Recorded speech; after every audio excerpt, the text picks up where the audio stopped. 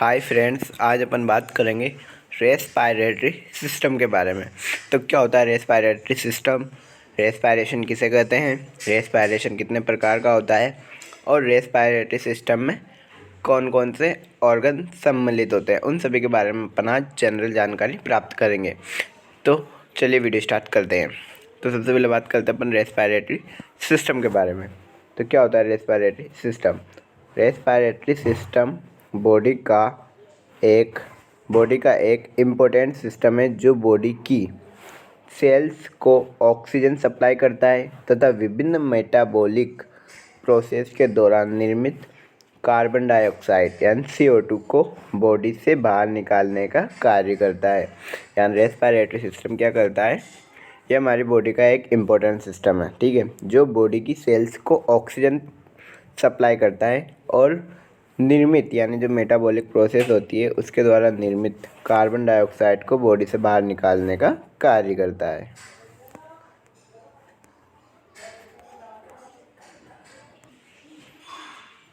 अब नेक्स्ट बात करते हैं रेस्पायरेशन की, जिसे श्वसन अपन हिंदी में बोलते हैं।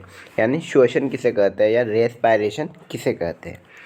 तो इन्वायरमेंट से ऑक्सीजन ग्रहण करने और बॉडी सेल्स द्वारा उसका यूज़ हो जाने के बाद वेस्ट प्रोडक्ट के रूप में बनी कार्बन डाइऑक्साइड को शरीर से बाहर निकालने की प्रोसेस रेस्पायरेशन कहलाती है। क्या कहलाती है? रेस्पायरेशन। तो इन्वायरमेंट से ऑक्सीजन ग्रहण करने और बॉडी सेल्स द्वारा उसका यूज़ हो जाने के बाद वेस्ट प्रोडक्ट के रूप में बनी कार्बन डाइऑक्साइड को शरीर से बाहर निकालने की प्रोसेस रेस्पायरेशन कहलाती है। यानी ऑक्सीजन को ग्रहण करने और CO2 को बाहर निकालने की प्रोसेस रेस्पायरेशन कहलाती है, ठीक है। अब इस प्रोसेस में ऑक्सीजन बॉडी के अंदर, ऑक्सीजन क्या होती है बॉडी के अंदर, और कार्बन डाइऑक्साइड शरीर से बाहर निकलती है, ठीक है। अब जो रेस्पायरेशन होता है वो दो प्रकार का होता है। रेस्पायरेशन 2 टाइप का होता है। फर्स्ट होता है एक्सटर्नल रेस्पायरेशन, सेकंड है इंटरनल रेस्पायरेशन, ठीक है। अब नेक्स्ट बात करते हैं अपन एक्सटर्नल रेस्पायरेशन के बारे में। एक्सटर्नल रेस्पायरेशन, ठीक है। एक्सटर्नल रेस्पायरेशन किसे कहेंगे? ब्लड एंड लंग्स के बीच गैसेस का एक्सचेंज एक्सटर्नल रेस्पायरेशन कहलाता है। किस किस के बीच में? एक तो ब्लड और लंग्स के बीच गैसेस का एक्सचेंज एक्सटर्नल रेस्पायरेशन कहलाता है। यानी ब्लड और लंग्स के बीच O2 और CO2 का एक्सचेंज एक्सटर्नल रेस्पायरेशन कहलाता है, ठीक है। इसमें क्या होता है, इसकी क्या मैकेनिज्म होगी, तो वो देखते हैं। इसमें ऑक्सीजन तो एल्वोलाई से ब्लड में आ जाती है, यानी जो O2 रहती है वो एल्वोलाई से निकलकर ब्लड में आ जाती है, ठीक है। और CO2 ब्लड से, और जो ब्लड में CO2 पाई जाती है वो लंग्स में यानी लंग्स के अंदर क्या होती है, एल्वोलाई पाई जाती है, तो उसमें चली जाती है। और यह CO2 एक्सपायरेशन की प्रोसेस के द्वारा शरीर से बाहर निकल जाती है। तो एक्सटर्नल रेस्पायरेशन क्या होता है? जिसमें ब्लड एंड लंग्स के मध्य गैसेस का एक्सचेंज होता है, उसे एक्सटर्नल रेस्पायरेशन कहते हैं। और इसमें क्या होता है, जो ऑक्सीजन रहती है वो एल्वोलाई से ब्लड में आ जाती है, और जो ब्लड में CO2 पाई जाती है वो लंग्स में चली जाती है, ठीक है। और जो CO2 लंग्स में जाती है फिर वो एक्सपायरेशन की प्रोसेस के द्वारा शरीर से बाहर निकल जाती है, ठीक है। अब नेक्स्ट बात करते हैं अपन इंटरनल रेस्पायरेशन की। तो इंटरनल रेस्पायरेशन किसे कहते हैं? तो सेल टिश्यू एंड ब्लड के बीच गैसेस का एक्सचेंज इंटरनल रेस्पायरेशन कहलाता है। सेल टिश्यू एंड ब्लड के बीच गैसेस का एक्सचेंज इंटरनल रेस्पायरेशन कहलाता है, ठीक है। तो इसमें क्या होता है, इसकी मैकेनिज्म देखते हैं। इसमें ऑक्सीजन तो ब्लड से, यानी जो ऑक्सीजन रहती है वो ब्लड से सेल टिश्यू में चली जाती है, ठीक है, क्योंकि सेल टिश्यू को ऑक्सीजन की ज़रूरत है, तो वो ब्लड से ब्लड से सेल टिश्यू में चली जाती है, ठीक है। और जो CO2 रहती है, और CO2 सेल टिश्यू से ब्लड में आ जाती है, ठीक है। ये भी इजी प्रोसेस होता है। इसमें क्या होता है, जो ऑक्सीजन रहती है वो ब्लड से सेल टिश्यू में चली जाती है, और जो सेल टिश्यू में जो CO2 पाई जाती है वो ब्लड में आ जाती है, ठीक है। नेक्स्ट बात करते हैं अब इसके जनरल। अब रेस्पायरेटरी सिस्टम में सम्मिलित ऑर्गन्स को निम्न टू टाइप में डिवाइड किया गया है। अब अपन बात करते हैं रेस्पिरेटरी सिस्टम में कौन कौन से ऑर्गन सम्मिलित है। तो जो ऑर्गन है उन्हें दो भागों में डिवाइड किया गया है, ठीक है।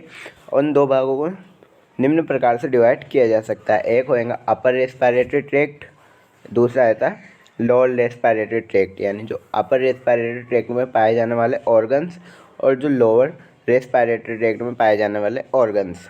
इस प्रकार से इसे दो भागों में बांटा है, ठीक है। तो सबसे पहले बात करेंगे अपन अपर रेस्पिरेटरी ट्रैक्ट की। तो इसमें निम्न ऑर्गन सम्मिलित होते हैं। अपर रेस्पिरेटरी ट्रैक्ट में निम्न ऑर्गन सम्मिलित होते हैं। उसमें सबसे पहला आता है नोज़ या नेज़ल कैविटी। नोज़ और नोज़ल कैविटी। नेज़ल कैविटी पहले तो नोज़ आती है, उसके बाद जो नाक की गुहा होती है जिसे अपन नेज़ल कैविटी बोलते हैं वो। सेकंड है फेरिंग्स, जिसे अपन हिंदी में ग्रसनी बोलते हैं। नेक्स्ट है लेरिंग्स, ठीक है। अब नेक्स्ट बात करते हैं अपन लोअर रेस्पिरेटरी ट्रैक्ट में कौन कौन से ऑर्गन सम्मिलित होते हैं। तो इसमें निम्न ऑर्गन सम्मिलित होते हैं। सबसे पहला है ट्रेकिया, ट्रेकिया जिसे अपन श्वास नली बोलते हैं। सेकंड है ब्रोंकाई, थर्ड है ब्रोंक्यूल्स, फोर्थ है एल्वुलाई, फाइव है लंग्स, सिक्स है डायफ्राम एंड इंटरकोस्टल्स मसल्स, ठीक है। अब ये क्या करती है, रेस्पिरेशन प्रोसेस में हेल्प करती है, ठीक है। सभी प्रोसेस होती है जो रेस्पिरेशन में हेल्प करती है। जो एल्वुलाई होती है ये गैसेस का एक्सचेंज करती है लंग्स में, ठीक है। और गैसेस का एक्सचेंज हो रहा था तो उसे अपन ने रेस्पिरेशन बोला था। तो वो दो प्रकार का हो रहा था, एक्सटर्नल और इंटरनल, ठीक है। तो लोअर रेस्पिरेटरी ट्रैक्ट के ऑर्गन देखा अपन ने, एक तो trachea, bronchi, bronchioles, alveoli, lungs, diaphragm and intercostal muscle, ठीक है। अब इसे अपन डायग्राम के माध्यम से देखते हैं। तो organs of respiratory system, respiratory system में कौन कौन से ऑर्गन्स पाए जाते हैं। ये जो आपको ये दिख रही है, ये जो आपको एक गर्दन से ऊपर ऊपर के जो ऑर्गन है इन्हें अपन ने क्या बोला था, अपर रेस्पिरेटरी ऑर्गन, ठीक है। अपर रेस्पिरेटरी सिस्टम के ऑर्गन बोला था, ठीक है। ये गर्दन से ऊपर ऊपर। अब जो ये नीचे नीचे रहेंगे इन्हें अपन ने लोअर बोला है। क्या बोला है, लोअर रेस्पिरेटरी ऑर्गन्स बोला है।